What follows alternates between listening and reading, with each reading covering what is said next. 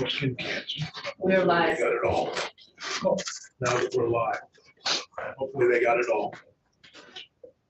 Doing a little worse bleeding than I expected, so I'm gonna go back to the condo. But I'm perfectly comfortable.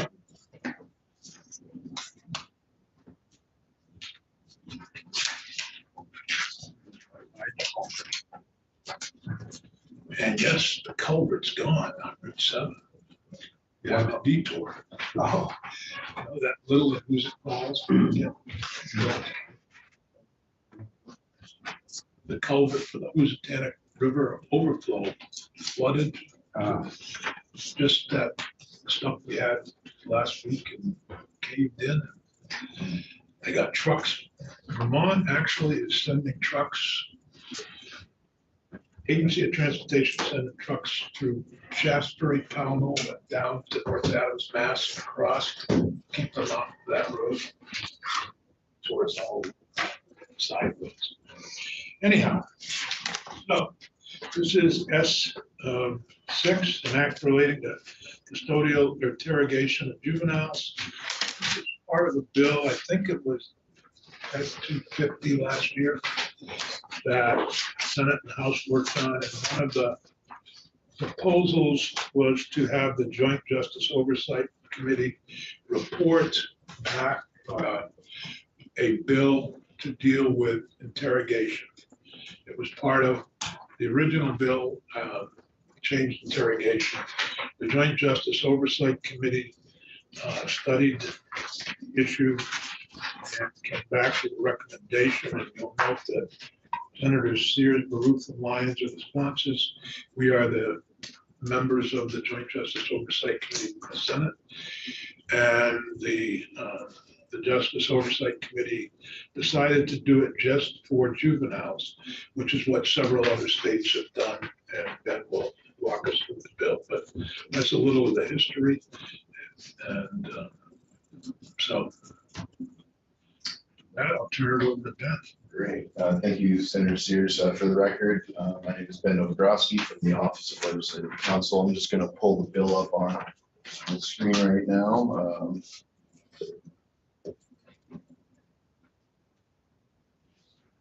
Walk through it together. Okay.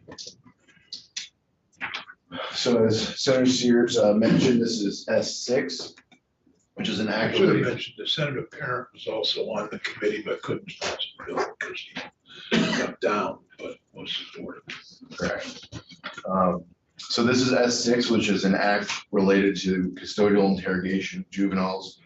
Essentially, this bill proposes to prohibit the use of threats, physical harm, deception, or psychologically manipulative interrogation tactics by a law enforcement officer during custodial interrogation of a person under 18 years of age. Senator Sears, I can do sort of a broad overview of sort of the state law of confessions and then how they've applied to juveniles before or after the walkthrough. It's your prerogative. Why don't we just do the walkthrough, hear testimony from various witnesses, and see where we're at. Okay. So as you can see, as I scroll down, Section 1 of the bill is the definition section. So it adds 13 VSA Section 5585A as the new section, but this is really just moving the definitions concerning interrogations generally from Section 5585 into new 5585A. The definitions remain largely the same, except there are two new additions for the definition of deception and the definition of psychologically manipulative tactics. So deception on page 2, lines 3 through 5, reads that it includes the knowing communication of false facts about evidence, misrepresenting the accuracy of the facts, misrepresentation of the law, or an unauthorized statements regarding leniency. We scroll down farther onto page 2.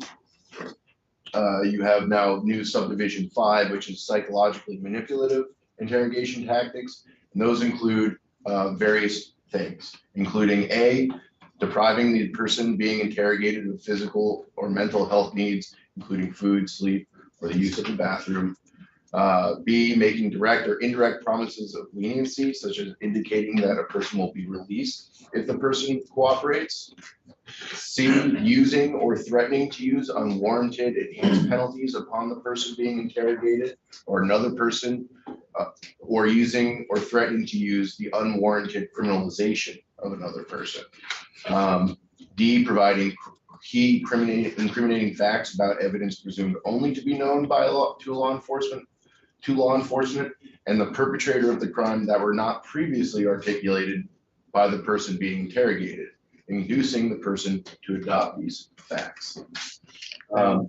Real quickly, so for deception and psychologically manipulative interrogation tactics, it says include, which I take to mean including but not limited to. Correct. Okay. Yeah. So case law might find other.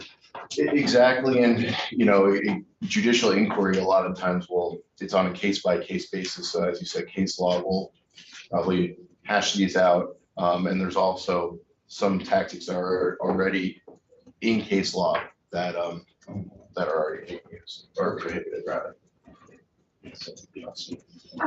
Do we currently allow for interrogations to deprive people of their basic human needs like food, water, the bathroom, sleep? Is that allowable under current law? Well, so the current law with confessions is that, I would say that would probably not occur and should not be allowable, but it all comes down to a voluntariness analysis. So it's a totality of the circumstances, and things for children as opposed to things for adults, they vary, but it's really anything that can be done to that would overcome an individual's will. Deprivation of food and sort of those necessities would probably be something that would do that. Okay, thank you. So carrying on, Section 2 is really the operative portion of the bill. And this adds a new section to Title 13, Section 5587. And this is what creates the prohibition against the use of such force or tactics by law enforcement officers during the custodial interrogation of a person under 18 years old. And I apologize, it was Section 3, not Section 2 of the bill. So as you'll see, 5587 explains that during custodial interrogation of a person under 18 years of age relating to the commission of a criminal offense or delinquent act. So it would apply to both criminal court and family court, and wherever the case lies. A law enforcement officer shall not employ threats, physical harm, deception, or psychologically manipulative interrogation tactics. Any admission, confession, or statement that's obtained in violation of the prohibition is presumed to be involuntary and inadmissible in a court proceeding. However, this presumption can be overcome if the state proves by clear and convincing evidence that the confession was obtained through a series of factors. And that is what you'll see in subdivision 2 here. So one is that it was voluntary and not induced by threats, physical harm, deception, or psychologically manipulative tactics. B is that the law enforcement officers actions did not undermine the reliability of the person's admission, confession, or statement, and it did not create a substantial risk that the person might falsely incriminate themselves. And then Section 4 is the effective date of the bill, which it takes effect on July 1st, 2024. So a little bit over a year and a half. So, so is it fair to say that the bill prohibits these tactics, but it basically places the burden of proof on law enforcement to prove that even if they did use the tactics, it didn't create a substantial risk that a person might falsely. Right, it creates a rebuttable presumption essentially for the prosecution to then have to prove that it met those various factors in order for it to be. Okay. Got it. Other questions for Ben? I just one. why did we do 2024? I think it was just to kind of give some time, maybe for law enforcement to, prepare and adjust. I think I asked at the time that we were drafting it. Does this mean they continue to lie for another year and a half? It just seems kind of. Well, and that can be changed. I don't know. Maybe I watched too much Law and Order this weekend. That can't be a problem. Well, things they do on Law and Order. Yes. I have a question that may be for you, but it might also actually be for you, Senator Sears. Have we, I believe, and I could be wrong, that we've actually been raising the age of people that can be tried as a juvenile. So why does this bill not align with that new higher age? Good question. And I think we'll get some testimony on that as well. I suspect the reason was that the Justice Oversight Committee was really focused on the juvenile as opposed to the adults, because originally we were asked to look at both juvenile and adult cases. Right, and to that, I mean, that's a policy decision, wherever you want to draw the line. 18 years of age is an age that has been sort of a line of demarcation in other states, but it could track raise the age. It could also be different than that as well, depending. I think we've identified two areas where bill proceeds. One's the effective date, the other one is the age of 18 or 19. 19 takes effect July 1 this year, by the way. So it makes sense. Raise. Especially if we move the date to the second date. Yeah. Is there a way, because my understanding is that age is going to keep going up to late. No, absolutely. No, okay. We'd stop at 19. There could be bills to raise the age further in the future, but we stopped at 19, partly to see how the youthful offender law would coincide. Raise that to what, 22, Marshall? Correct, so that was not raised to 22, that had always been jurisdiction up to 22. What we did is raise the age, of the point of entry age from 18 to up to 22. Oh, that's Mr. Chair, my memory's a little hazy, but didn't we put a moratorium on the raise the age? yeah, for the 19-year-old. Oh, okay. It So was that's supposed to ending. be last July 1, and we added a year at the request because of the pandemic. Yeah, yeah. The problems they were having placing juveniles, other factors. So last year, I can't remember the bill. Might have been the miscellaneous bill. We had a bill that we put the moratorium on, and we made some. Oh, it was a miscellaneous youthful offender type bill. And we had youthful offender, more victims' rights put in, some other things that we also in that bill delayed the start of the 19-year-old raise the age until this July 1. It was supposed to be last July 1. Okay. That was at the request of the administration. Yeah.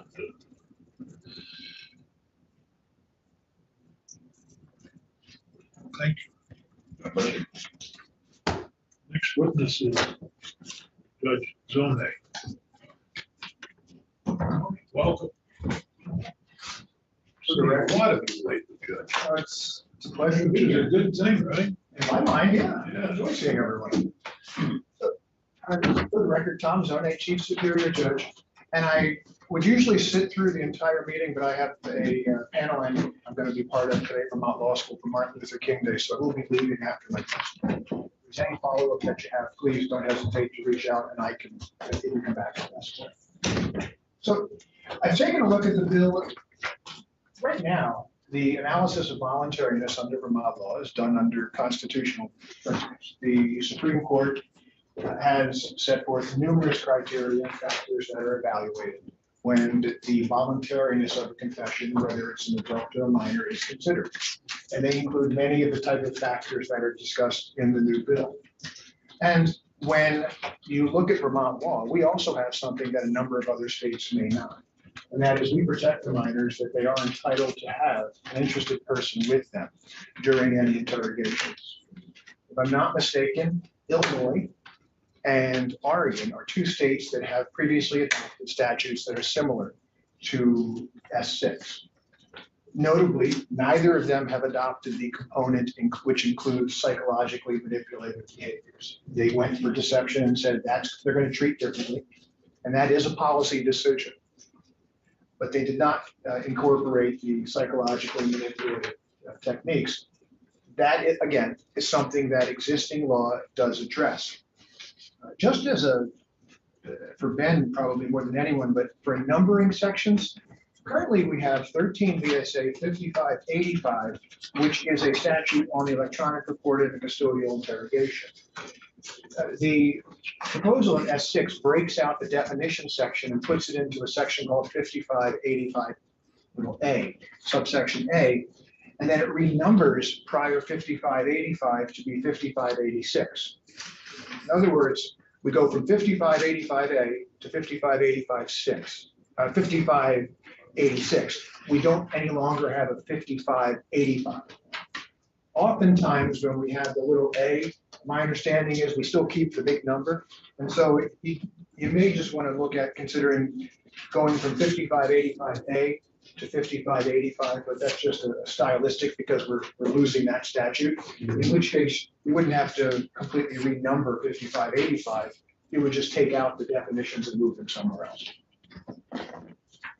When you look at the definitions on page 2 of S6, line 5, psychologically manipulative interrogation tactics. Again, this type of behavior is addressed by the Supreme Court decisions on constitutional principles, and this language is very broad. Depriving a person being interrogated, physical or mental health needs, food, sleep, or the use of a restroom, these are factors that are considered. When you look at the definition here, it talks about direct or indirect promises of leniency. Well, would it be an indirect promise of leniency to say to a defendant minor who's 17 years old that, you know, if you tell us where the gun is that you used in the crime, it's probably going to look good for you. You'll get less of a sentence from the judge. Under this statutory framework, that would seemingly, if it was true, that would still be viewed potentially as psychologically manipulated behaviors. On page 3, it talks about using or threatening to use unwarranted enhanced penalties or unwarranted criminalization of another person. Whose decision is the warranted or unwarranted?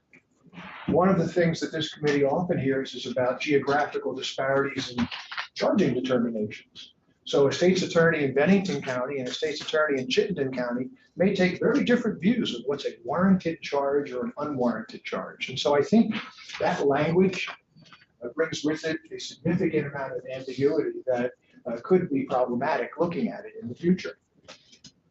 And it would basically have the judge decide whether something's warranted. Well, there's a lot of reasons the executive branch prosecutors decide to charge or not charge. Also, when you look at subsection D about providing key incriminating facts about the evidence, if an individual's lying and a law enforcement officer looks at them and says, look, stop. We know that X, the gun was here or the drugs were here.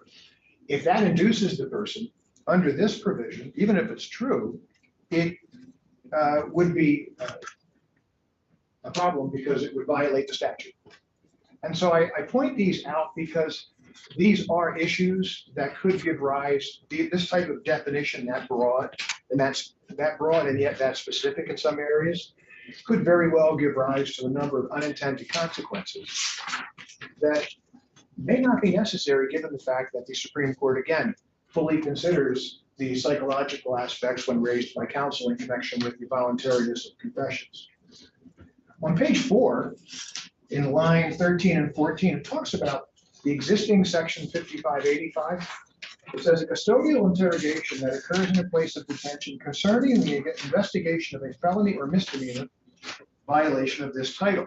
The title that this section is in is Title 13. And so I just wanted to point out that the way current 5585 reads, it would not apply to Title 23 or Title 18.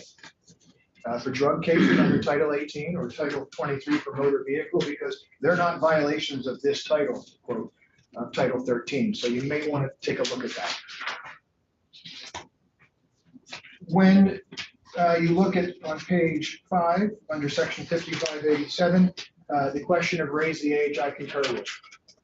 It does bring with it the potential, if you stick with minor, to have two classes of youth, if you will, as defined under Vermont law. That again is a policy decision. When you look at 5587A that goes from page 5 to 6, it talks about what's prohibited. And it says a law enforcement officer on the top of page 6 shall not employ threats, physical harm, deception, or psychologically manipulated interrogation tactics. That carries forth. You might want to add some language about, as may be defined in this subchapter, because the word deception is a specific definition, and it's not a dictionary definition any longer. It's a definition that you have identified earlier on. And so you may want to make it clear that the deception there is a definition that the legislature wants its definition to go forward with.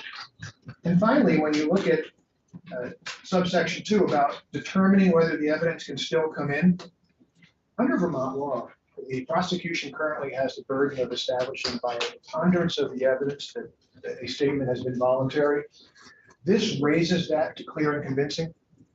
And that is a policy decision, but it would be at odds with the standards that are used in other sections involving very similar determinations. And so that is, again, in essence, this bill is a policy decision.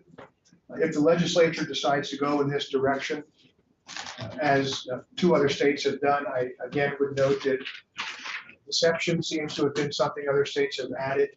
They have not added psychologically manipulative behaviors, interrogation tactics, and perhaps that is because they're generally already addressed when you're looking at the existing statutory framework. And again, the language of that particular definition, I think, could be potentially problematic as far as putting things at odds with our existing jurisprudence. I didn't want to stop you before you were I finished with your. Yes, sir. Okay, just to go back to page 2, I just wanted to clarify. It seems to me that you were saying psychologically manipulative interrogation tactics are already covered under constitutionality. So a lawyer representing the youth would be able to, under current status quo, be able to point out these various pieces and potentially get relief or recognition from the court of that. Does that include all of the 4 pieces? The Supreme Court, to the best of my understanding, has not said that when they look at psychological interrogation tactics, psychologically manipulated interrogation tactics, that they are, okay, you only have these 5 to choose from, for instance. If a defense attorney has evidence that a certain tactic that has been employed is psychologically manipulative, they can advance that. Okay, so that I don't read the Supreme Court decisions. The Supreme Court, for instance, in State v. Lambert, 2021 BT 23. We're talking Vermont. Vermont Supreme Court, yes. Talks about whether psychological tactics overbear a defendant's free will. And they go on to, it is generally recognized that the police may use some psychological tactics. And then they talk about the tactics that are used, and even where they have an impact, the resulting statements are voluntary so long as they reflect the product of the suspect's own balance of competing interests. Psychological tactics only become legally coercive when they're so manipulative or coercive that they deprive the defendant of the ability to make unconstrained autonomous decisions. And they go through and talk about soft techniques. They talk about more harsh techniques or threatening adverse consequences, promises of leniency. So could I ask, that language about a balancing test? So you have an adult who's in this situation, one of the most stressful situations I can imagine, being detained and questioned by law enforcement about a crime. So the bill seems to be leaning toward creating additional protective space for juveniles. In essence, not to force them into that balancing test, but to protect them from it, in a sense.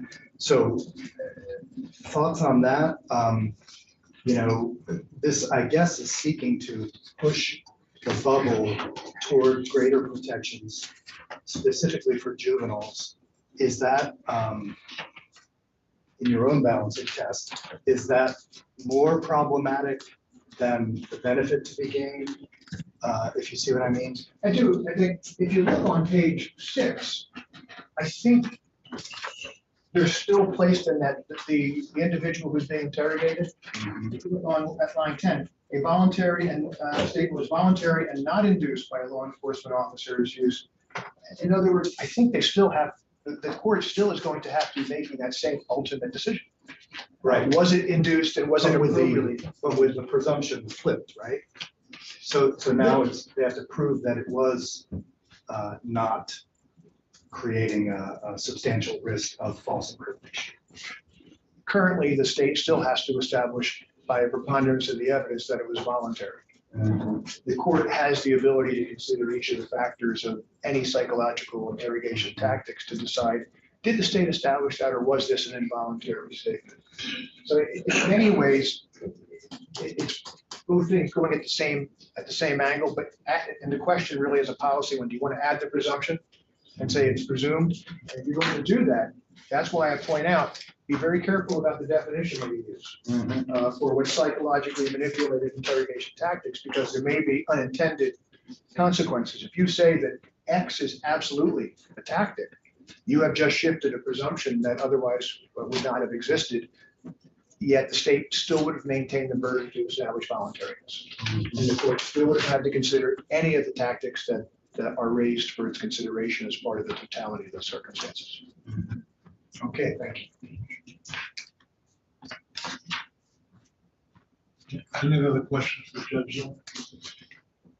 Well, good Thank you. luck good at this with your Martin Luther King Day. Thank you very much. The next witness is John Campbell, and is Tim joining you? Tim is just here for moral support. Oh, Afternoon, good morning. well, whatever. That's lovely. John Campbell, Executive Director for the State Street Sheriffs, for the record. It's interesting when John's a former member of this committee, by the way. that used to be my office. When I was the pro temp, it was the office. But he didn't get, no, when you were majority leader, That's right. we were looking for an office. And when you were majority leader, that ended up being your office. Someone was a wise guy, but majority leader's office. For some reason, I thought that was easy.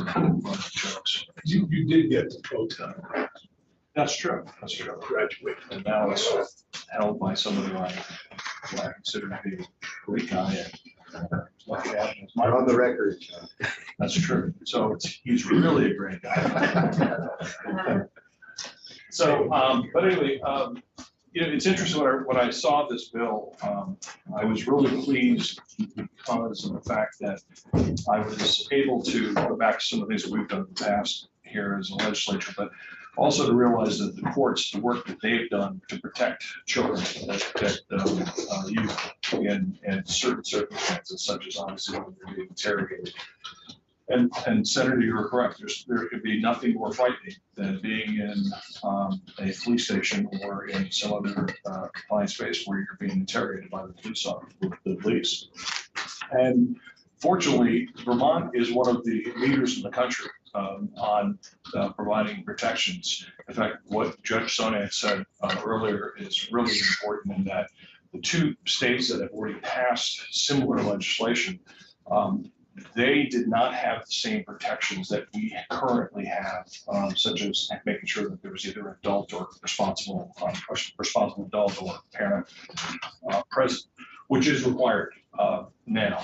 And our Supreme Court has steadfastly, since back in the early 80s, there was a case, a juvenile case called In Re ETC, and that's where they set, that's what is pretty much the seminal case on protection to the rights for youth when they're being in custodial interrogation.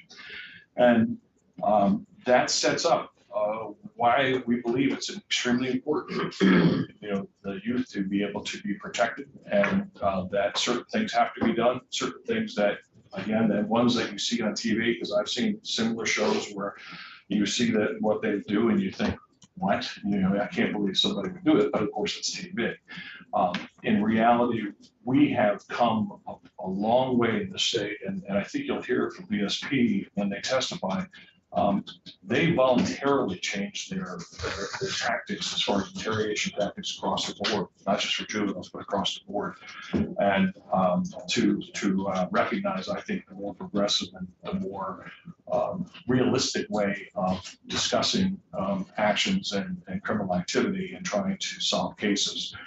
So I believe, will be testifying afterwards. But without having to repeat everything Judge Zone said, we already, the courts have already established the different limiting factors that go into interrogation.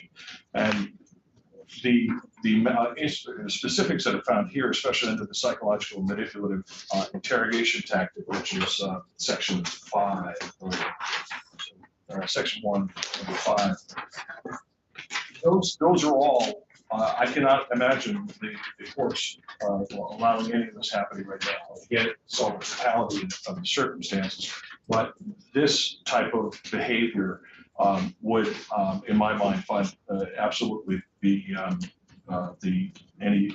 anything savings that were derived from that would be found to be involuntary. And what concerns me about this is when you start to label things, and you hit upon this, is when you start to try to narrow what's actually included in the definition, then you have a tendency you start off with that broad language, and then you say, okay, but it includes this. And we used to always say includes but not limited to in legalese, but when you do it in statutory construction, I think it's really could create a major problem, because it could narrow the types of behavior that the court can look at, or that the law enforcement would look at, or even the state's attorneys. So I do find that that's a concern. I also find that it's broad and vague. And again, in my research on, and Ben's done a great job, but in my research, I didn't see any other spots where they specifically define psychologically manipulative interrogation tactics. It's almost like what Justice Potter Stewart said back in pornography back in was like 50s. Says I don't know how to exactly define it, but I definitely know it when I see it. And I think this is one of those situations when the courts are brought, when a statement is determined or is said to have been involuntary. When they look at that totality, they're going to look at all of the situations. They're going to look at how old the person is. They're going to look to make sure that the Miranda warnings were proper. And they're going to make sure that there's no coercive behavior, no promises of this and that. So I think that that's already there. This is just, again, if we're going through to little points that I think should be looked at or addressed as you go forward, is in C, when it talks about using the threatening or unwarranted enhanced penalties. Again, using words like the unwarranted, that I think creates a vagueness that you don't want when you're dealing with something that is probably going to be heavily litigated as to defense. The defense attorney has an obligation to their client to try to defend them on the charges. And I could see a lot of, I think, the defense bar having to raise motions on whether something was warranted or unwarranted. And it could come into a real cause of excessive litigation from my point of view.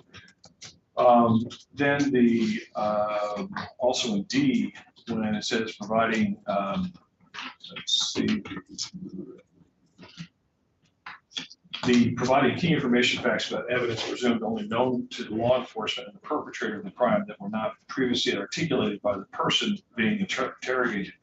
That can bring up, I actually threw that by several state's attorneys, and they were going, well, what does that mean? We're keeping them, that the law enforcement can't talk to them at all, can't tell them why or law enforcement can't even tell them why they were in the interrogation, or if they found their wallet, let's say, at the scene of the crime, kind of building that was just burglarized, can they not tell them that the wallet was found unless the person tells them first? So again, it's something of clarity that I think should be addressed if you choose to move forward with that. And then, the goal is to not have lies. right, I mean, I don't know how to get around that. The goal is to say, don't lie to people, particularly juveniles, about what evidence you have or what Johnny Jones said in the next room. Don't lie to the kid. Just, the goal was never to, so that's the goal of the bill.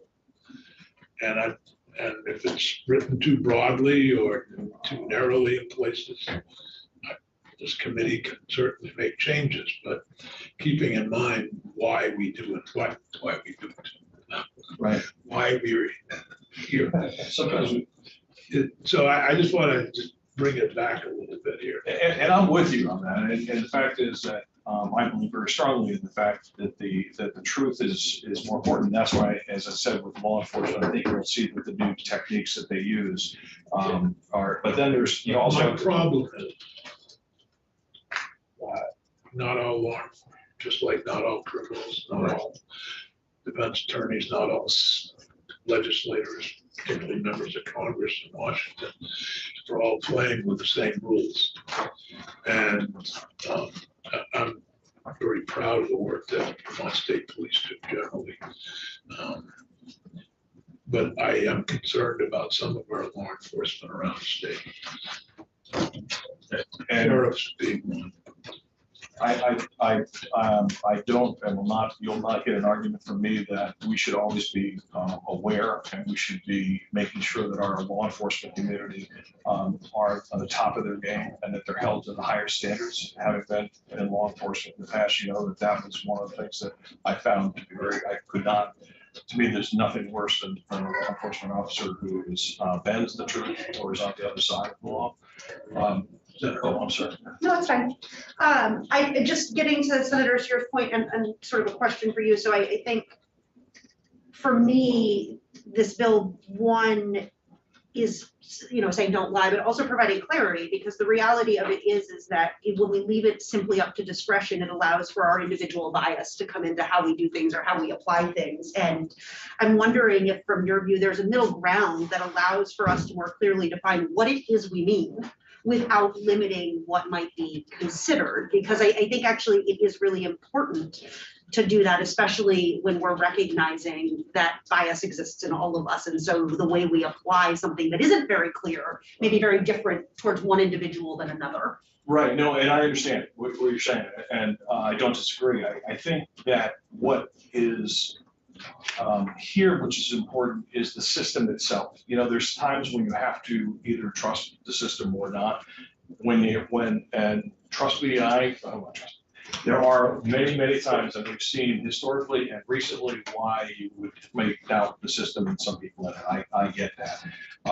In this, when you're dealing with determining whether a statement is voluntary or not, there's a lot of people involved in it. There's belts and suspenders, there's checks and balances. When you're looking at the courts, that they have first, the state's attorney has to review that. and to determine whether or not they believe that the statement was voluntary. Then it's brought before the court. That of course has to be proven to the court, and the court then does look at that totality of the circumstances. And I can assure you, we have a very robust and very good defense bar, and that they do a great job by bringing these, map points to the court's attention, and then the court makes the determination. If even then we still feel that that's not the case, then of course you have the Supreme Court. But we also have, which I find to be the best, I'd say the more progressive side of this is the fact of making sure that that child, that juvenile, is not alone in that room with the law enforcement officer. They have either their parent or responsible adult present with them. That's not seen in many other states. In fact, I'm not sure if any of the other states have that. But the point is that is just another one of those checks and balances. And the one thing that always concerns me when we're doing any kind of legislation is unintended consequences. There were some things that came up, and I don't want to use the old expungement word because we, obviously litigated. We talked about that a lot the last couple of years. But there's been several things that have come up that I never would have guessed would have happened that are causing problems with expungements for people and public records requests. And so it's just like this, when things are, they're not clear. Or I guess the question is when we have a system that we believe is working, because I have not heard of any cases, and Judge Loney, I don't know if he's still here, but maybe not. He had mentioned to me yesterday that he is not aware of any cases that came up where things like what we're talking about here, psychological tactics were used. I'm not aware of them. And so I understand that there is a national movement to, make sure to protect, and I think it's great. I think that there are some states that are just so far beyond, and that they don't care what happens. They just want to get the end result. Fortunately, we're not that in Vermont. And I think that, again, we're the leaders in this area, and I would just hate to disrupt what we already have and then have these unintended consequences of either taking away some protections or causing other, serious concern. I'm sorry. I just had a quick follow-up.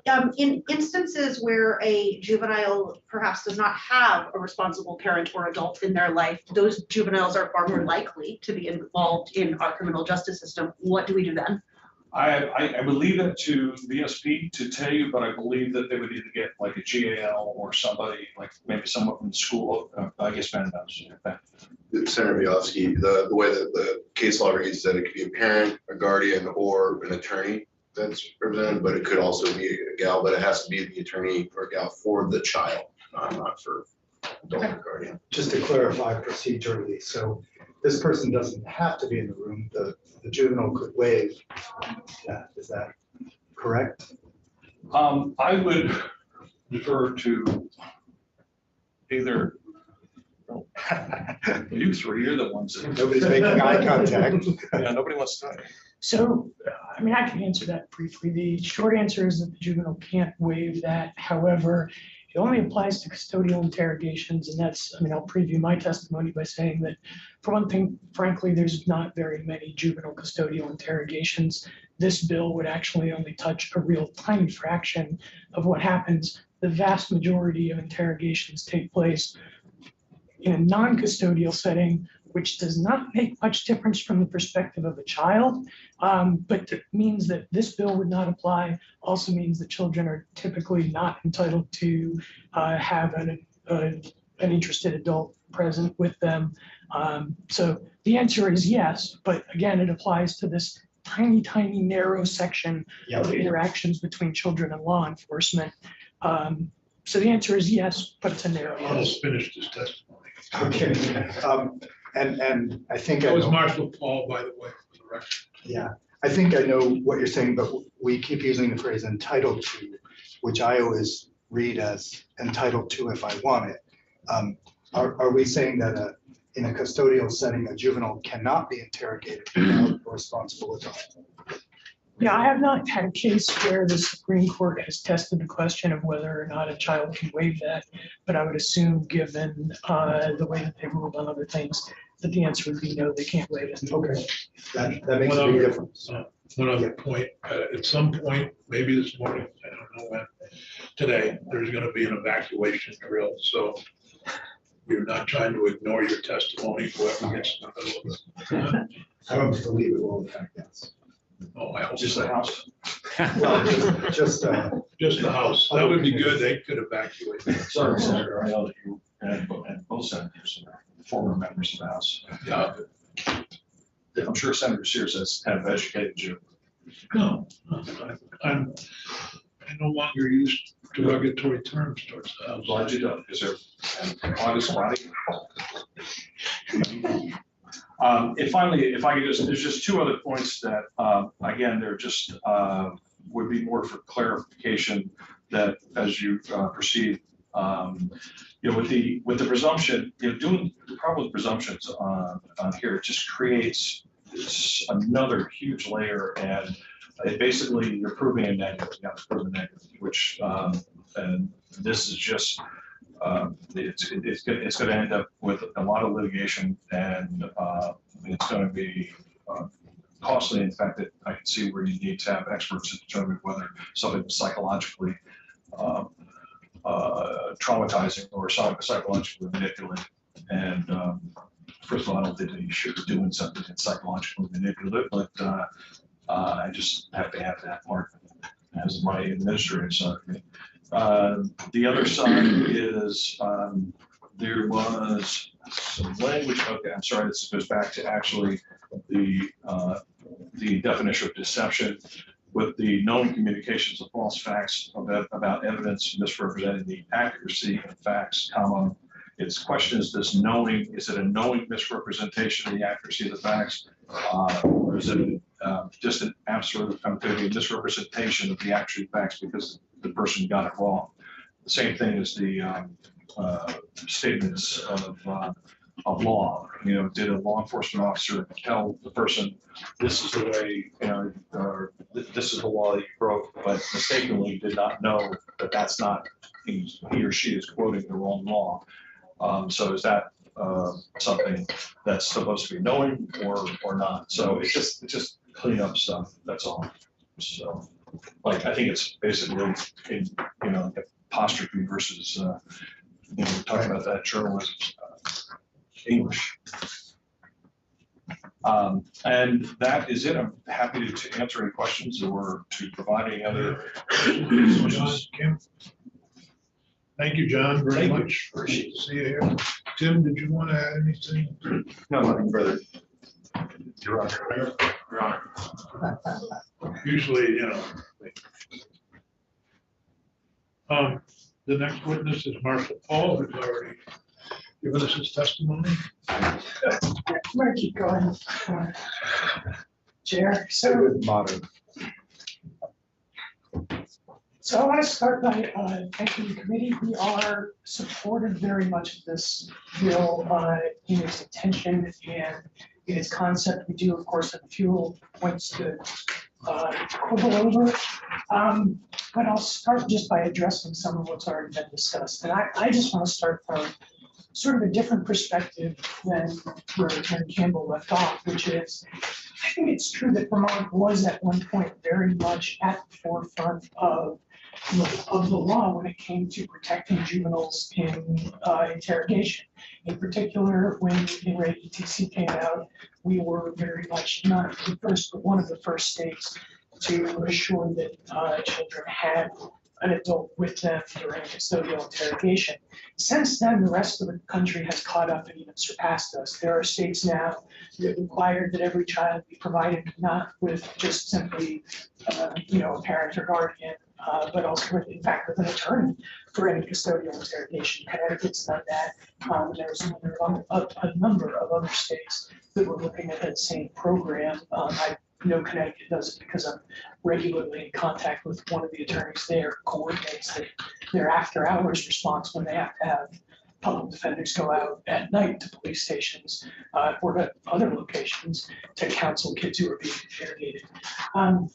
So it is something where, currently the state of Vermont doesn't provide protections that go, vastly surpass or make us any sort of an outlier.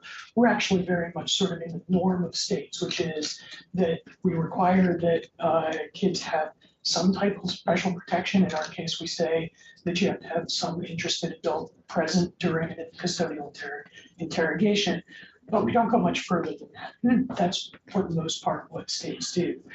This would take things a step further than that, and that's why we'd be very supportive of this. Children in particular are very vulnerable to all forms of coercive interrogation. And this bill really addresses not just sort of the deceptive information, providing deceptive information. It addresses several different types of coercive interrogation. And before I get to those points, I just want to kind of talk about the importance of it. So there was a study that was done where they looked at people who had been falsely convicted, and they were specific.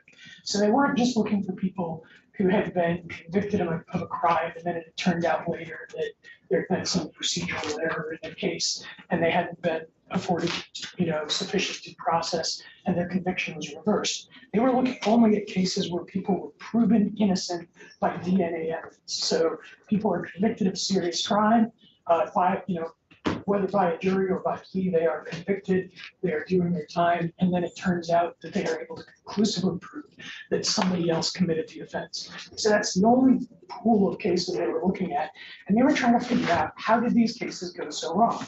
How did people who were innocent wind up being convicted by juries or pleading out to judges? And one of the main factors they found was false confessions. And one of the things they found about false confessions is that the people's tendency to falsely confess to an offense just skyrockets as they get younger. So that, for example, when you look at, so we'll start with the big picture, people under the age of 18 who were found to have been falsely convicted, more than a third of them falsely confessed to the offense that they were convicted of. And that always, they've shown this, always plays a huge role in people's false convictions. When a jury hears somebody confess on tape, even if they stand up, and even if they put on all kinds of evidence to say, that was a bad confession, here, let us explain why that was a bad confession, the power of that videotaped confession is huge. And jurors cannot ignore that, and they convict, even in the face of evidence that shows that a confession was involuntarily obtained. So more than a third of people under the age of 18 who are falsely convicted are falsely convicted, at least in part, on the basis of a false confession. But it's just even crazier, because when you go down and start looking at 14 and 15-year-olds who are falsely convicted, it's 60% of them are convicted on the basis of a false confession. When you get down to people under the age of 14 who are convicted wrongly, 86% of them, nearly 90% of them were convicted on the basis of a false confession. So we know that kids, as they get, younger and younger, are just more and more and more likely to falsely confess. Now, some of the reasons behind that are, we could bring in lots of psychologists, and there's some really fascinating reasons behind that, and it also explains some of the differences between why for some people that cuts off as they get older, and for some people it doesn't. Some people continue to persistently be willing to falsely confess.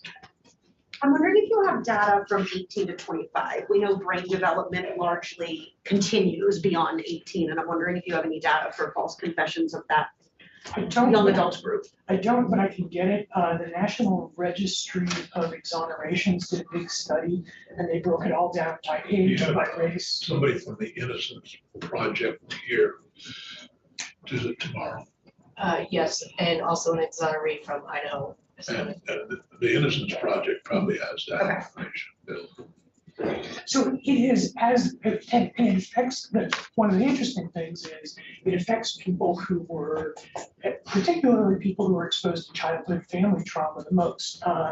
One of the I shouldn't say the most, it's one of the clearest links that has been drawn. There's other things that we don't know how it affects it yet, but one of the clearest links that's been drawn is between people's propensity to falsely confess and early childhood trauma, and in particular family trauma, in particular kids who grew up in households where managing the sort of moods and reactions of the adults in their household was simply a skill that they gained. If you grew up with people who were abusive, explosive, mentally ill, easily triggered, and you learn how to manipulate their feelings, how to manipulate their outcomes, and then you find yourself sitting in a room with an angry adult who wants you to say something, and you've already internalized that one of the ways that you deal with angry adults is by saying what they want you to say, and if that adult is making it clear what they want you to say, you absolutely do that. And honestly, it's something that we as attorneys learn just in, we train our own attorneys, and it's not about false confessions at this point, but it's about, as a juvenile attorney working with a juvenile, you have to have skills that are different than working with an adult, and making sure that when you talk to your client and give them advice and give them options, that you're not actually telling them what to do, because kids are so vulnerable to coercion, and when you give them some sense that you will be pleased if they give you a certain answer, they'll often give you that answer, even if that's the wrong answer. Can you just to be specific to false confessions, when you're a juvenile, if you're accused of a juvenile crime, not an adult crime, it doesn't really, in terms of the conviction, doesn't matter what it was. It's a delinquent act.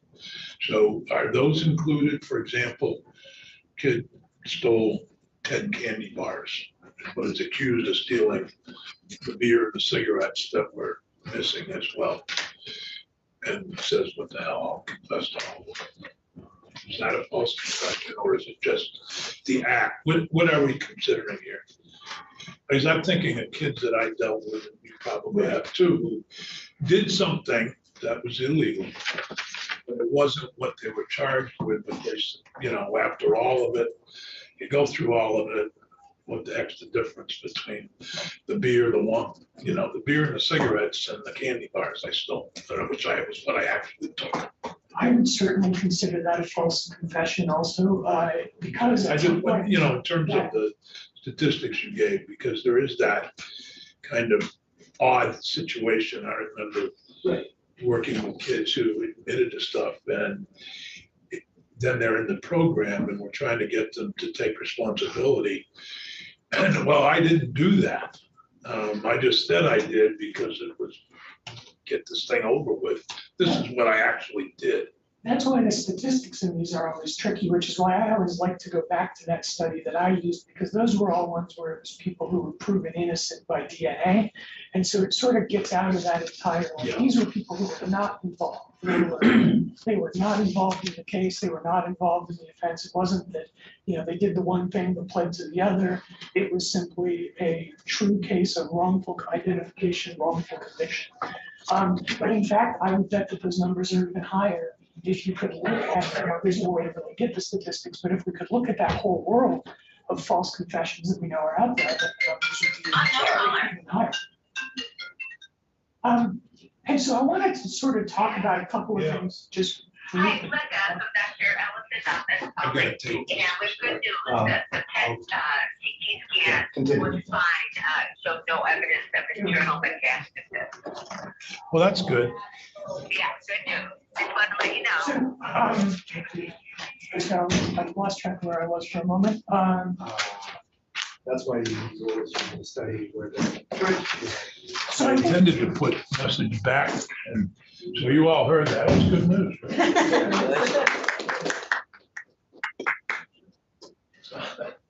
I didn't intend to have that over YouTube. but since you did, congratulations. I was trying to press that button. It says, can I call you later? You're left at the wrong time. So I think just the only other things that I'd like to touch on are, I wanted to mention that I do think these are issues that have passed and do presently affect Vermont. I think we will probably hear from the state police about the changes that they've made to their interrogation training, which I think is excellent. I mean, my understanding is they moved over to using the peace protocol, which is sort of a step beyond the old read technique and the variations on the read technique that were often taught. However, we think it's important to note that we're not just talking about the state police or even just about police. I mean, these laws apply to all government interrogation as custodian.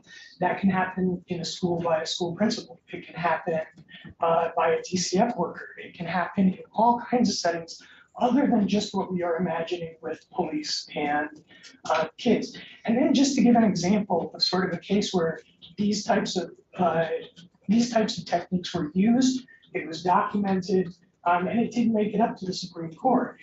There was a case called State v. Tran, and I want to say it was probably 2013, 2014, and that was a young man. I do not remember what his age was. He was prosecuted as an adult, so it's a public case. It's not confidential in any way, but he was certainly within the, he was a young adolescent. He was certainly within the 16 to 20 age range. And that's a case where when you read through the sort of Supreme Court's discussion of how questions were asked, what questions were asked, what he was told, what he was told about evidence that the police had, which it turned out they didn't have, what he was told about leniency that was not actually on offer, you can see exactly where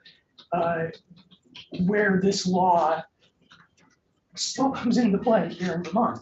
And I'd like to give two other just quick examples. And those are, one is a news story, which I sent to Peggy and should be available on the website. It's just a link to an NPR story. And it's an NPR story about a case in Massachusetts from about a decade ago. And it's a young woman, a 16-year-old, who falsely confessed to killing her child, her 3-month-old infant. And one of the things, the reason why I wanted to send everybody that link and not just simply send a printout of the story is it was a recorded confession, and the news story includes clips of the confession where where you can see these examples of exactly what the statute is trying to prohibit, resulting in her ultimately giving a false confession, where the police begin by feeding her information, some of which is false, some of which is true, but she would not know, and then getting her to adopt those statements as her own, and then building off of those statements to develop a broader narrative as to why she did it. It's a very sophisticated thing, and it wound up getting a false confession out of this young woman. Later on, autopsy showed that this child had, she had been accused of smothering the child. This child had actually had asthma, bronchitis, and a fever, and was really, this was suddenly to death. It happens particularly when kids were suffering like that. The other one that I think is really valuable to keep in mind in all of this is to go back to the Central Park jogger case. And there was a great Netflix series, Ava DuVernay series, When You See Us, that documented it. But I would actually, if people are considering, how far this bill should go, to go back and watch not that, but the Ken Burns documentary called The Central Park 5. And the reason, even though I don't think it's quite as impactful as the Ava DuVernay series, is that Ken Burns' documentary has the actual video of all 5 kids separately in separate places confessing to a crime that they were later proven to have nothing to do with, that they were not there. And yet they all confessed with details, with providing details, providing intent, providing every element necessary for their conviction, only to 13 years later have it be shown that it was in fact entirely false. I'm sorry, Marshall. I'm wondering, are you going to be looking at specific pieces of the bill, because the other witnesses have raised questions about. Sure, I can. So one question as you do that. You just said that the custodial interrogation could be in a principal's office or DCF.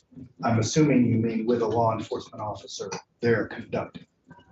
Typically, but, the way that I understand the law does not necessarily require that there's a law enforcement officer, just that there's a government official. Because I think here, it's on page 1, it defines it as limited to a law enforcement officer.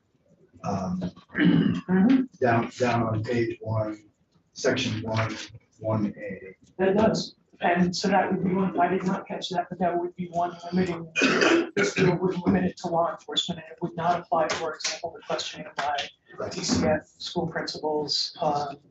Okay, and then, Judge Zone and John Campbell had talked about psychologically manipulative tactics and what's laid out there, the 4, including but not limited to pieces. Thoughts on? Sure. So I think both the judge and Attorney Campbell suggested that the 14th Amendment analysis, which is, was somebody's will overboard, and did that result in their confession being involuntary, sort of already provides some framework for doing this analysis. And I honestly disagree. Our framework for determining when a confession is involuntary, when someone's will has been overborne, has actually set a very high standard. All of the things that are in here, to some degree or another, there's some limitations on A. Everything else that's in there has been held to be okay under that standard. To not be things that necessarily overbear someone's will. Now, there certainly have been cases where things like this have overborne someone's will. So, for example, one of the few cases where the U.S. Supreme Court found a confession should be thrown out under the 14th Amendment because someone's will was overboard. It was one where a woman was accused of having purchased marijuana, and they told her that if she did not reveal who the dealer was, that they were going to take her children away. And they did decide that she then confessed to buying marijuana from somebody. They did hold that was involuntary. But it takes a very serious level of manipulation and coercion to reach that 14th Amendment standard of your will has been overboard and this confession is involuntary. Now, that's different from, one of the hardest things I'm actually just preparing for how I'm going to teach this to my law students is the difference between the 14th Amendment standard of your will is overboard and the Miranda standard, which is that you are required to be given certain warnings and certain protections in a custodial interrogation. That's a distinction that confuses law students and sometimes judges. So I don't want to go too far down that road, except to say that a lot of what we see, a lot of what people sort of assume they know about interrogation and the protections that are attached to them really come from the Miranda process, which isn't what we're talking about here and really isn't affected by any of this. It doesn't really have anything to do with that. That's a separate, they call it a prophylactic law, but it really is essentially court-made statutory law that is meant to ensure that rules are not violated down the road. It doesn't have much to do with providing people with independent rights. So my question is kind of around this and sort of like how we're defining custodial and whether this is in fact broad enough. It sounds like we're talking about a very narrow definition of custodial, but realistically, if I'm 16 and I've been pulled over, I'm not in custody, but I can't leave. And so my question for you is sort of, does this actually protect enough? We haven't done anything better than custodial, but custodial really is not very effective. The question in custodial, the question of is someone in custody, it's a great question, especially when you're talking about kids. It's one of my favorites. What I use as my hypothetical in my law school class because it's such a great one, because you can answer it so many ways. But when you're doing that analysis, the question is always, would a reasonable child in that child's position have felt free to leave? Now, that has resulted in all kinds of crazy decisions. I've seen decisions that have said that a child who is in a police station being interrogated by police officers in the station should have felt free to leave because he was in the front of the station, not the back of the station, which seems crazy to me. I've also seen cases, in fact, there was a case in Ray W. that the Vermont Supreme Court decided, where they decided that for the specific purposes of this given case, a kid who was being questioned in a roadside fruit stand was in custody and would not have felt free to leave. That was a case where the kid particularly he was a foster kid who had only been in this foster home for a couple of weeks and therefore would not have necessarily felt the same comfort that somebody would have felt in their home environment. And so the Vermont Supreme Court said, we might not say that a kid who's not a foster kid was in custody in this situation, but in this situation, this kid was in custody because of how we presume that kid would have felt about being in this room with this adult. Now, one of the crazy things about all of this is it's a really legal fiction. They've done not legal studies, but psychological and sociological studies on do normal adults feel able to just break off encounters with the police? And the answer is no. People just don't feel like they can say no to the police when the police walk up and talk to people on the street. That's by 100% hands down. If a cop walks up to you on the street and talks to you, and you later try to say in court, that was a custodial interrogation, the court's just going to laugh at you. I mean, and yet, as a matter of fact, as a matter of how people actually feel, they don't feel like they can break off encounters with the police. It's really, So, not doing what the police are asking me to do is tough, but one of my, I almost got myself arrested once in the Minnesota airport. I was going through security. I had fast pass, easy pass. I went through an easy pass security. I was sitting with my gate, and a cop walked up and asked to search my bag. And I said, no, why? I at first asked to come with them. I said, no. And they asked to search my bag. And I said, no. And they said, well, you stole a cell phone and we'll arrest you unless you let us search our bag. And I was sitting there, I was leaving a public defender conference and I had my bag full of all my public defender stuff, including some case files, which were confidential. And so I told the cop, I was like, I'm not gonna let you search my bag. I'm a public defender. I spend all my time telling my clients to say no to police searches. The cops went away and conferred and they came back prepared to arrest me. They came back with their handcuffs out, asking me whether I wanted to go get arrested in private or whether I wanted to get arrested in front of everybody. And I was getting myself prepared for getting arrested for all this. As they are handcuffs out walking over, it comes over the little, oh, never mind, we found it. They found whatever the missing cell phone was, which they believed on the video that I had stolen. Came that close to getting arrested, but it was the hardest thing I think I've ever done was saying no to that search, knowing that they were likely to arrest me because I was saying no to the search. Thankfully, it didn't work out that way, but it is very hard to say no to the police. Well, it's a statement more than a question, because my concern with this comes, you as a white man may have felt safe, maybe being arrested, whereas when we start to talk about people of color's interaction with police, they may not be worried they're going to be arrested, they may be worried they're going to die. And let me be clear, I did not feel safe feeling that I was going to be arrested, but not only was I a white man, I was a white man defense attorney who has friends who are defense attorneys in Minnesota. If there was anybody who would have been in a good place to be falsely arrested in Minneapolis, it probably would have been me. I had people I could call, and yet, nonetheless, it is a terrifying feeling, and that's with everything going for me. It did not feel safe. Senator Baruch. I'm sorry. Very illustrative. I am wondering, do you support the language in this section, or if not, why not? If so, why support? I do support the language in this section. I think the judge is correct that if there are parts of the language that are a little bit vague and will require judicial interpretation, and I think that's what we have judges for, is judicial interpretation. If we can get to writing statutes that don't require judicial interpretation, we'll be able to dumb down the requirements for judges a lot. So I don't see a problem with it, even though I agree that there are parts of it that will require some interpretation. I would agree that I think that the effective date should be 2023, and I think it should track with the raising age.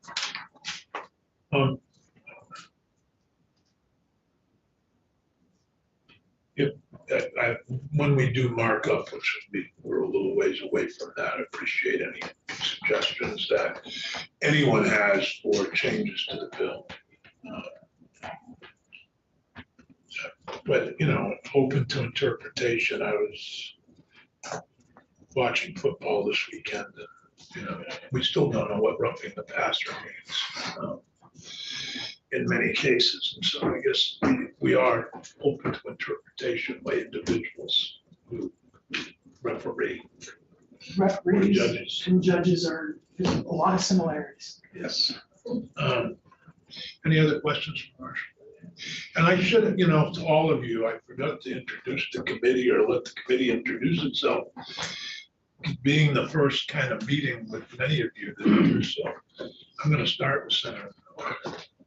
Senator Bob Norris, Franklin one, You look like a lot like a representative from last year. pretty much. Senator Tanya Vihovsky, Chittenden Central. Nice. This year's, and Senator Hassing from Wyndham County couldn't be with us today because he is testifying about a case from 2016, speaking of court backlog. And Senator Phil Baruth, Chittenden Central District. Thank you very much. Okay, probably should have introduced myself. That was what that was headed to, and I missed it. I'm Marshall Paul. I'm the Chief Juvenile Defender and Deputy Defender General.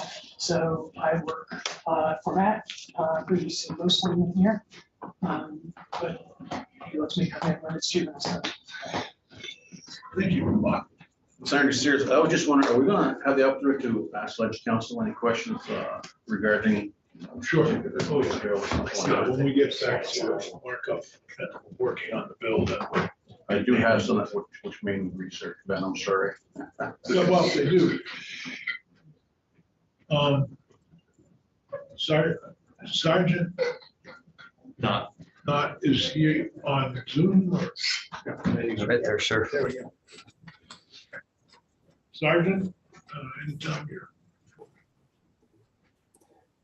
Any relation to? Yes, sir. I'm sorry. I was having a little trouble connecting here.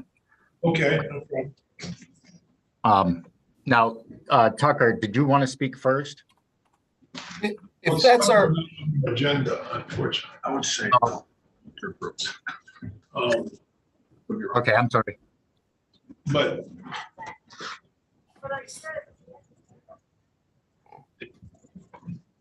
I'll allow, go ahead, but I don't know how that happened, so. Yeah, Mr. Chair, if it's all right, I could just provide some preliminary comments on behalf of the department and the commissioner. And we asked Sergeant Knott to be here as well to provide a little more context on existing techniques, including the peace model, if that's all right with you. Yeah, go ahead. Yeah. So in the future, if you could just make sure Peggy's aware that you're going to testify too, so you're on the agenda. Of course. Thank you. Thank you for that. My name is Tucker Jones. I'm an attorney at the Department of Public Safety. I appreciate the opportunity to address the committee on this bill. My comments are preliminary in nature because we are still digesting some of the provisions of this bill, and today's walkthrough and discussion has been helpful for the department to kind of understand how this bill is going to interact with some of the existing constitutional provisions, and also how it will impact the existing interview techniques used by law enforcement in Vermont. Our primary objective is to understand kind of what goals are not being met by the current constitutional standard for voluntariness of confessions in Vermont in light of how these provisions apply to juveniles today. And, of additional interest to us is the current custody analysis that Marshall Paul spoke to a little bit in Ray EW, and also the juvenile specific considerations under the Vermont Constitution to protect juvenile rights from coercive interrogations, specifically in Ray ETC with the right to have an adult present. And, any time that we have a statutory framework that takes pieces of an existing constitutional framework and essentially overlays it on top of it, it introduces wrinkles and potentially some unintended consequences. And we want to make sure that those are addressed on the front end here, ideally in this committee, so we can reduce any potential unintended consequences. And, the current standard, of course, for voluntariness takes into account the totality of the circumstances and primarily this idea of deception or the use of false information is a factor within that totality of the circumstances analysis. And it can, but is not always sufficient to result in the suspect's statements being deemed involuntary by the court. And the courts have explained why this is the current standard at some length. And I believe might have been Judge Zone mentioned State v. Lambert 2021 VT 23. And they note in that case, right, lies about incriminating evidence taken alone are not necessarily enough to make any resulting confession involuntary. And the courts do distinguish between kind of this false information about the evidence and other tactics like threats, improper influence, physical or psychological pressure. And they explain why it is they make this distinction. And so they say an interviewer's use of false evidence is less likely to produce an involuntary confession than lies about topics external to the charge, like a suspect's ability to retain custody of a child, for example. That's a specific example they use. Lies about the evidence of a charge are more likely to evoke, if any feelings at all, a suspect's belief about his or her own culpability. So that's the current framework of how false information fits into the voluntariness analysis. But of course, there are other relevant factors, like the youth of the accused, his or her level of education, the level of intelligence, and the extent that the accused was advised of their constitutional rights. Under the framework under this bill on page 2 for the definition of deception, it essentially creates a triggering provision for any technique that involves communicating any false facts about the evidence or misrepresenting the accuracy of the facts. So it's like a triggering event. If that occurs, then the burden shifting analysis on page 6 gets triggered. It's different, as Judge Zone was pointing out, than the existing framework, which still places the burden on the prosecutor to prove by a preponderance of an evidence that in total the confession was voluntary. Of course, the policy interest of avoiding false confessions is an important one. And as Sergeant Knott would explain, in the work that VSP is doing, there is a lot of effort to avoid false confessions. But I think from our perspective, a threshold question is whether the framework in this bill is necessarily better than the framework under the constitutional law now. That's in particularly the case in light of the custodial analysis that we have in Wright EW 2015 VT7, explaining the factors, including the suspect's age and whether the suspect has access to an independent adult in making the custody decision. And then also, as I mentioned, in Wright ETC, which provides that a juvenile may only waive his or her right to self-incrimination if he is given an opportunity to consult with an adult. That adult is one who is not only genuinely interested in the welfare of the juvenile, but completely independent from and dissociated with the prosecution. And the independent interested adult is informed and aware of the rights guaranteed to the juvenile. So that's just a rough. Senator Baruch, that's a question. Tucker, thanks. I'm just, before you move on from deception, there's a knowing characteristic there. So you have to knowingly communicate false facts, knowingly misrepresent. Is that, if it does trigger in a way that current provisions don't, is there something wrong with establishing such a trigger, given that there's knowing misrepresentation and or communication of false facts? And I think the answer is there may be limited circumstances in which it may be a legitimate technique for the officer to essentially offer kind of an opening idea, like, for example, is there any reason why your fingerprints would be on that laptop? Now, if an officer offered that statement, but perhaps the officer knew that there were no fingerprints on that laptop, that in theory would be a misrepresentation of the accuracy of the facts. And that may be under certain circumstances, and those circumstances may be limited, something that would be viewed as a legitimate interrogation technique. And the reason it would be viewed as a potentially legitimate interrogation technique is kind of hearkening back to that explanation that the courts give of why some false evidence is likely to produce, less likely to produce an involuntary confession than lies about facts external to the case. So if you don't tell me the truth, we're going to charge your parents with harboring. And that's perhaps a lie, but it's external to the circumstances of why their fingerprints would or would not be on the evidence to begin with.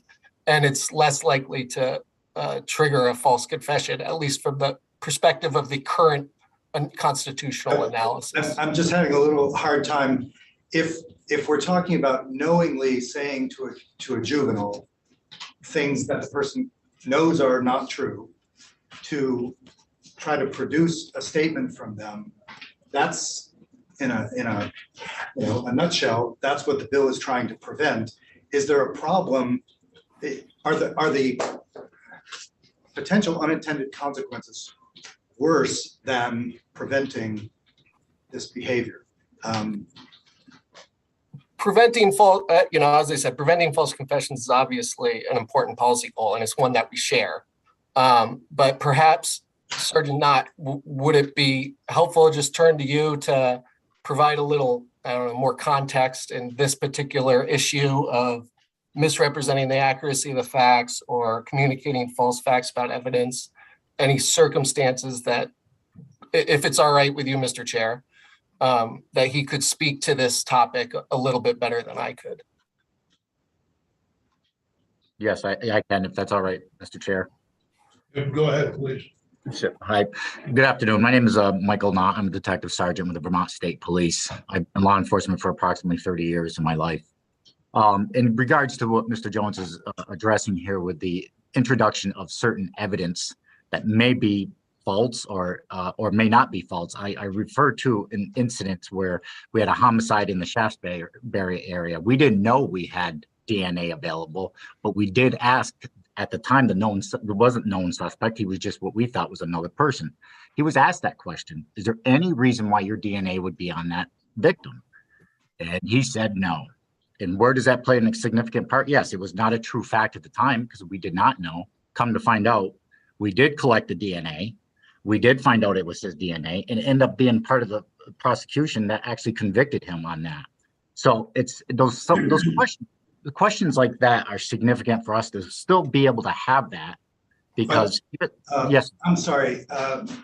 If I understand the example, that wouldn't trigger this provision because there was not knowing communication of. So in other words, your testimony was that in that case, you didn't know that right. DNA was there. But this would be triggered if you know a fact, but you knowingly miscommunicate it on purpose or lie about it or misrepresent facts that you know. Yes, and I understand what you're saying, but in those essence, sometimes that technique will be used, and it's really saying if I don't know, I might even assume it's not there. But wouldn't that always be the argument when I present something like that? I could always say, well, I didn't know that was there. So how does that trigger the incident as well? I mean, that would be my argument every time. Like, well, I didn't know, and the argument would be that I purposely did leave that out. But I'm getting a little confused. Are you saying that the technique is to lie about it and then lie again and say you didn't know when you did? No, it could be a circumstance where I was just throwing that out there. Right, And but basically, what's triggering the provision is knowing. So in a court of law, it would have to be shown that the interrogator knew and then communicated something contrary to that known fact. okay, so with that, I guess my question to your question is me saying, knowing at the time there was no DNA, and I say to that person, was there any reason why your DNA, I'm suggesting Yeah, that his DNA is there. right. So I guess that's what I want to make sure, and that's what some of our concern was with the vocabulary in this, is the clarification. Is that something that would prevent us from doing that? I think that might be a limit case that would have to be adjudicated, but I guess it seems to me that deception is the clearer of these two. Psychologically manipulative was also brought up by earlier witnesses as something that might be problematic. The deception piece seems less so to me, and the example that you gave doesn't seem like something that we really need or want to preserve as a tool for police officers to misrepresent or mislead. Okay. I mean, it does limit tools. I mean, I think going back to the focus of with the juveniles, I think regardless of the information that we're presenting or the techniques that we are using, I think some of the examples that have been provided that I've heard here today I have not seen that present in Vermont law enforcement. And Mr. Paul's representation of those numbers for the false confessions, I don't see that was identified in Vermont. So I think they're bringing outside issues in here where we normally, as a general rule, followed by these guidelines. And I think it was yours, Senator, that you asked that question about a juvenile having an adult present with them. Our policy states that, and it's based on the law. A juvenile cannot waive their Miranda rights without an adult present. So therefore, even in our policy under Rule 9, or I'm sorry, under Section 9 of our directives, it mirrors what the law says that was established in ETC, in-rate ETC and EW. Basically, that the adult has to be an interested party for the juvenile, that they also have to have time to consult alone without us being present in there after they have the Miranda warnings. So and there's obviously the other issues there that, I mean, Miranda is Miranda, custody is custody. If we are using techniques that they're like some of those are just out there. I've never heard of, starving somebody or, threatening them and not have a consequence to that. So we use the peace model with Vermont State Police. I don't know if you're familiar with that process, but it's an information gathering. We have made advances in our way to help better us not use such techniques like that. And I know some of the concern other law enforcement agencies are, but we are teaching the peace model now at the academy to new recruits as they're coming out. So whatever some old techniques were there are not present. The information gathering, we go to great steps to make sure that we can try to get the cleanest statement possible, even in custodial situations. But I also want to make sure when we talk about the manipulative or the psychological tactics, that when we need to present incriminating facts to somebody, we may need to ask that question, like, why was your DNA on that person? They're not going to bring that up in the interview, but we need to bring it up because we need that question answered. But is that suggesting that we're putting something into somebody's mind because we are now presenting them with something that they did not present us with? Does that make sense? I'm sorry if I seem like I'm kind of jumping, but it's reality. No, I understand. Okay, thank you, sir. Is that in whole, I want to make sure that there is a process that's already, as I don't want to reiterate, but Judge Zone and Mr. Campbell have already expressed that the processes that are there to eliminate these types of scenarios that are being described in here. In general, in Vermont. Yes, sir. Are we talking about Vermont State Police or all Vermont law enforcement? That's the thing. We work closely with a lot of other agencies, and that's why I'm trying to think even within my 30-year period to see these techniques that are being described in here. I have not witnessed those. The case laws, when you read them, they're nothing that's really that egregious that's described in some of the tactics that are described in this bill. So I don't want to speak, sir, on every law enforcement officer, because I can guarantee you somewhere there's probably someone that does violate this process. I think that's in any profession. But in general, as we're teaching the peace model at the academy, we are now trying to introduce people into information gathering. And that also goes with the collection of suspects or people in custody, specifically juveniles. But the reality is, even before the peace model, this was already being measured through our own policies and procedures and law when it talks about taking into consideration any of the, the child's needs, making sure that that adult is there to help represent them. I guess that's what I don't want to rehash what everyone has already talked about, but I think it's important to recognize that I've yet to see the problem that's identified here in this bill in Vermont. I understand Illinois enacted line. I have a hard time with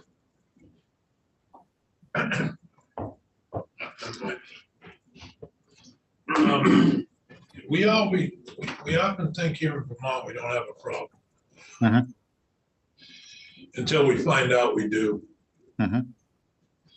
And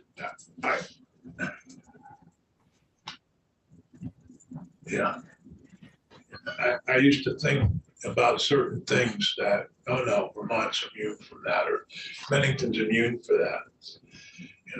We have good, responsible companies until I find out my neighbor's well water is contaminated by that company. Never would have thought that would happen in Vermont. So I think we have to be careful about thinking that we're somehow immune from some of the things that go on.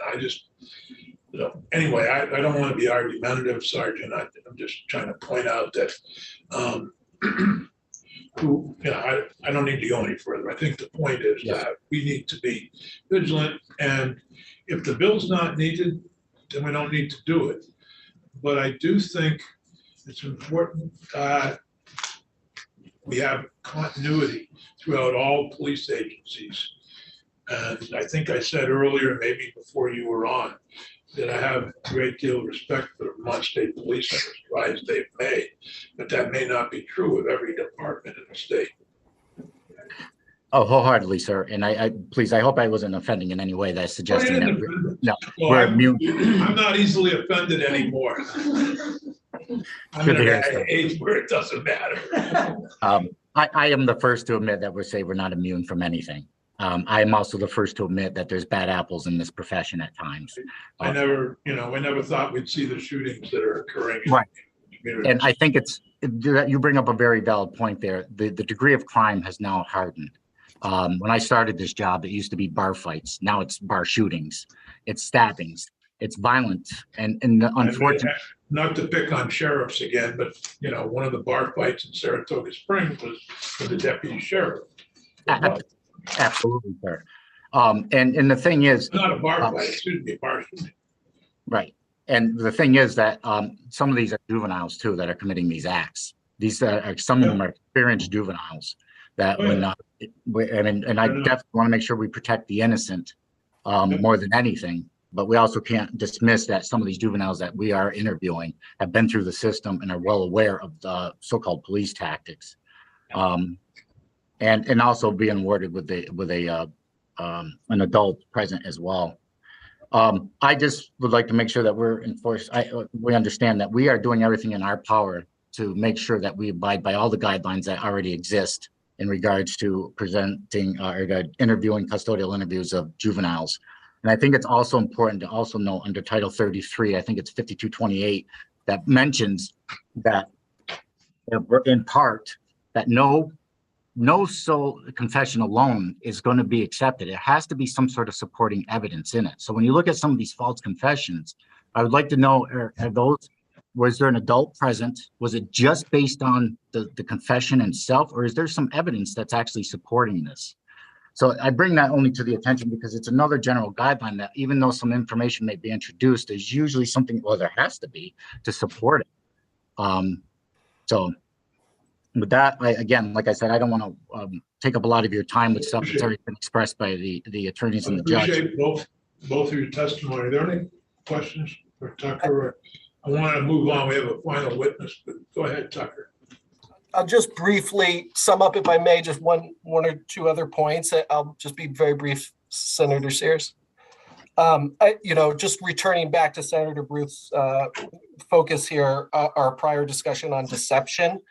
Absolutely, there are circumstances in which communicating false facts about evidence and misrepresenting the accuracy of facts would overbear the will, especially of a juvenile. I think the real question that the department is raising is our current standard in Vermont not picking those up? Is it not accurately determining when those confessions are in fact false? And is this proposal here a better framework to ferret that out than the existing constitutional standard? As to psychologically manipulative interrogation tactics, that does raise larger questions on page 3. Subsection C, it does mention this unwarranted criminalization of another person. Criminalization of another person perhaps could be clarified of what that means exactly. And then as Judge Zone pointed out, the term unwarranted may cause some confusion as well. And subsection D is the real concern here. This says that providing key incriminating facts about evidence. Here we're talking about true facts. The purpose of custodial interview is to often provide that information to the suspect to help try to figure out their explanation for why it is true. So we're not entirely sure why subsection D would be in here or why it would be considered psychologically manipulative to provide the truth to a suspect. So at a minimum, at this point, I feel comfortable suggesting that subsection be struck. Providing evidence of guilt is a factor that the court considers to determine whether someone is in custody or not, but we wouldn't view it as psychologically manipulative in and of itself. And so that's it for now. Those are the extent of my preliminary comments. Thank you, Senator. Thank you both very much. Appreciate the testimony, and stay tuned. We'll take this bill up, I think tomorrow, and then start markup next week, I hope.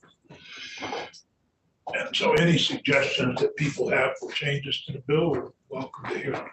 Chair, before you move on, can I just correct my testimony? So I think there was a question in my testimony that I did not quite understand, and then in listening to Attorney Jones's testimony, I understood the question better than I did when I was in the chair. And that was, does the adult have to be present during, and I think I had interpreted that to mean during the waiver, and I think the question is actually, does the adult have to be present during the interrogation? The answer is the adult does not have to be present during the interrogation, and in fact, once the waiver portion is over, the adult can be ejected. And it's essentially to provide youth with the opportunity to consult with somebody other than the police officer when they're being read Miranda and being asked whether or not they waive the rights that are contained in the Miranda warning. So I thought it was settled in the testimony that a responsible adult had to be there during the interrogation. So you're saying? I don't believe that's state police policy, and I also don't believe it's what they said, but if it is, it's just policy. It's not part of the case law, and it's not in statute anywhere. Okay, so you're saying that a juvenile would have a responsible adult there when they're presented with Miranda, but would that person present waive Miranda rights? Right, so they could say. And waive the ability to have someone in the room. Right, so they would be waiving they'd be saying, I waive my right to, my Fifth Amendment right to remain silent. I waive my right to have an attorney present during the questioning. And they would be able to make that decision with the interested adult present. At that point, that they would be interrogated. Okay. It's a longer conversation, but my first reaction is the difficulty of finding guardian ad litem if the parent's not available. And in many cases, the parents aren't somebody that the kid wants with them.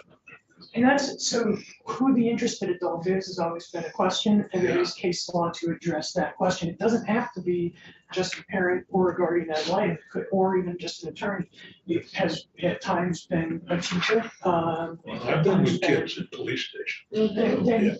Then you have probably been there to be the interested adult. To I help didn't kids make know, that I didn't decision. know I was that interested, And that's actually been the issue. There's been times when, for example, a child is getting in trouble at school, and we've had a teacher at the school be the interested adult who's there to advise the kid. So one of the I problems. remember a time in Brattleboro when Paul Birch, we were in court and Paul Birch was questioning my ability to be neutral. Paul Birch was a fiery public defender down in Brattleboro forever. Then became a New Hampshire state legislator, just as a side.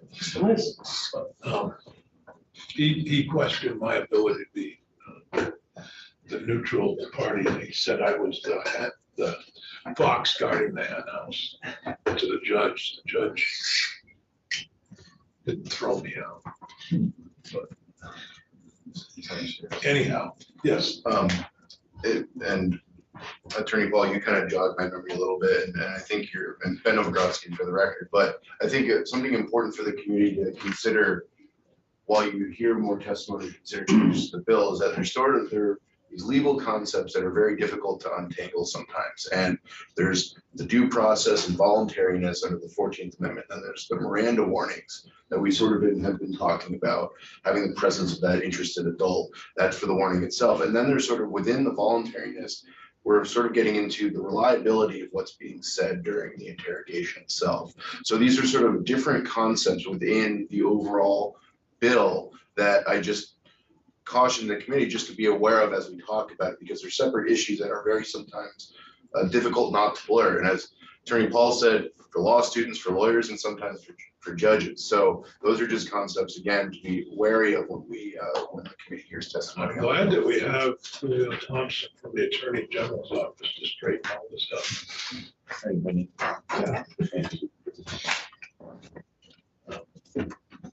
Thank you, Julio. Welcome back. I'm sure you know the committee now for the introductions.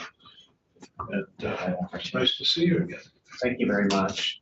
So my name is Julio Thompson. I'm Assistant Attorney General and Director of the Civil Rights Unit. I also have some background outside the Attorney General's office in dealing with police practices dating to 1991. When I resided in Los Angeles, I participated in a 6-month-long investigation in the LA County Sheriff's Department relating to alleged constitutional violations. And 2 years later, I was appointed deputy monitor with oversight responsibilities for LA County Sheriffs, and held that position until I moved to Vermont in 2004. I've also worked on and continue to work on a number of U.S. Justice Department consent decrees, including Washington, D.C., Metropolitan Police, Seattle, Baltimore, Newark, Springfield, Massachusetts, and Maricopa County, Arizona. I have personally worked on a number of policies dealing with the very subject of this bill. I'd like to talk about some of those policies and how they got there. But because I have very little time and I'm not sure if I'll have an opportunity to testify again, I wanted to kind of start at the end and I think correct the misimpression that I've heard repeated on the record, which is that there are only 2 state laws that prohibit deceptive practices in juvenile interrogations. And in fact, there are 4. The most recent one was California. Assembly Bill 2644 was signed by Governor Newsom September 13th, 2022. Some of the language in S6 appears to be pulled from the California bill. There are a number of differences between the California law and ours, but or S6, and I'll just note that the deception definition is almost identical, and they use the phrase psychologically manipulative interrogation tactics as does S6, but they identify different tactics. Second, in March of 2022, Utah enacted House Bill 171, which also prohibits the use of deception in juvenile interrogations. There are a number of differences between the 2 laws. These 2 most recent laws, the California and the Utah laws, don't contain in the text a presumptive exclusion of testimony that's obtained in violation of statute. So they appear to be leaving that to the court to what is the import in a given case when an officer has violated state law by engaging in certain tactics or engaging in deception. So, there may be other testimony that comes further that talks about the California approach, which again identifies different sorts of psychological tactics, including a practice that's long known in law enforcement. It's maximization, where you, through deception or other means, present the impression that you have an overwhelming amount of evidence presented against the person you're interrogating. You maximize the strength of your case. And a corresponding technique called minimization, in which you, through deception or other means, through different types of rapport and conversation, that you minimize the apparent consequences to the questioned individual if they confess. Would you be available next Tuesday? Yes.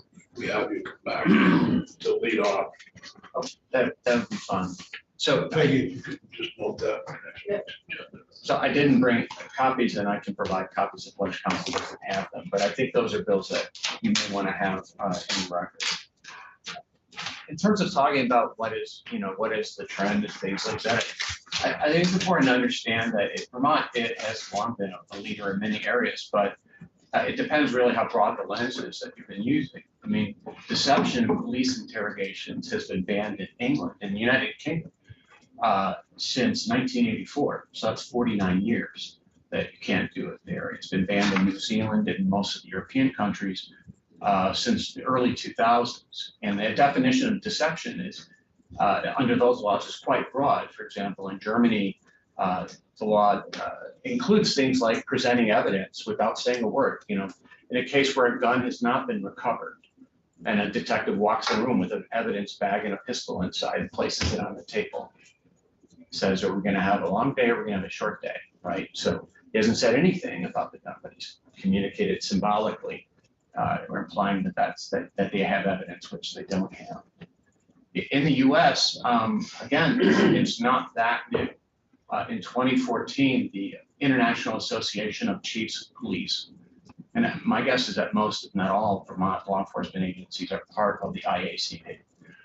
In 2014, they put out a report about interviews with juveniles and said in 2014, quite expressly, that you should not use deception or offers of leniency, or more importantly, not the two together, when interviewing juveniles in a custodial setting, because of the risk that not necessarily that their will be overcome, which is can be the difficult constitutional standard, but just that they'll make mistakes, that they will fatigue or the desire to please. Or in the IACP report, they point out that many of the exonerated juveniles, when asked why they confessed, they thought if they confessed, they would be able to go home, and that was their motivation. So it's not a case necessarily, in those cases, they were convicted, so courts found that their will wasn't overcome. But they provided false statements out of that understandable desire not to be in a police station any longer. So that's not the criminal defense bar. This is the largest law enforcement agency in the country, said this in 2014. In 2017, the world's largest police training organization, which is known as Zulawski, which trains all of the federal agencies. We have that again for the record. Zulawski, I think they brand themselves as WZ. That's better. Yeah, the company WZ, which trains all federal law enforcement agencies from Homeland Security, FBI, DEA, and most of the U.S. law enforcement agencies. I know that Burlington Police Department has used WC before. In 2017, they abandoned all training that uses any sort of coercive techniques, often associated with a company called John Reed Associates, known as the Reed. Yeah, I've heard of that. And so in 2017, they announced that they were no longer training in that method, in part, not just for juveniles, but entirely. So they are moved away from that because of, for two reasons, really, law enforcement is moving away. One is the danger of false positive, people who for one reason or another, and sometimes there are multiple reasons, provide a false confession. But the area that hasn't really been touched on that I think maybe we want to explore a little bit more next week is that another reason that law enforcement agencies are moving out of this area is the area of police legitimacy. When you look at the criminal justice system, when you take a top-down approach, no judge can make a false statement in furtherance of their duties. Even though judges are allowed to ask questions at bench trials, for example, it's unethical for a judge to falsely represent something to someone on cross-examination in the hopes of getting them to make an admission, whether or not it overcomes their due process rights or not. It's just not done as part of establishing legitimacy of the judiciary. Similarly, as an attorney myself, I'm subject to two separate rules of professional conduct, Rule 4.1 and Rule 8.2, that make it unethical for me to make material false statements while serving my client or performing my duties. That's not under circumstances where it might produce a bad result. It's just something that's done to establish the legitimacy of the profession, so that when people hear a lawyer speaking in court or in a deposition, that they know the lawyer is not going to be lying. And in fact, the Vermont Supreme Court in 2009 affirmed that rule in a case in which an attorney faced discipline for a witness called in on speakerphone. The attorney was recording the call. The witness asked the attorney, "Am I being recorded?" The attorney said no. The witness then went forward with the interview and provided information that was helpful to that lawyer's defense of his client in a criminal case. Vermont Supreme Court said no indication that the statement was inadmissible, but we're still going to sanction the attorney for doing it. We're going to run out of time, but I do appreciate your willingness to come back. And I would only point out also that one of the lessons I learned from the Innocence Project was when we took up the false confessions bill. That was the book called Picking Cotton, which was a rape victim who identified the wrong person, who was then incarcerated. And it wasn't until about 10 years later that the actual rapist was in the same jail with Mr. Cotton. And he figured it all out. And eventually, DNA evidence and others exonerated Mr. Cotton. And the two of them went on writing a book and going on 60 Minutes and other stuff. But it was some of the most compelling testimony I've ever heard. And the one point is that this other rapist, the actual rapist, was out there for 10 years because they got the wrong person. That's another reason, to be worried that and make sure we got it. Pick up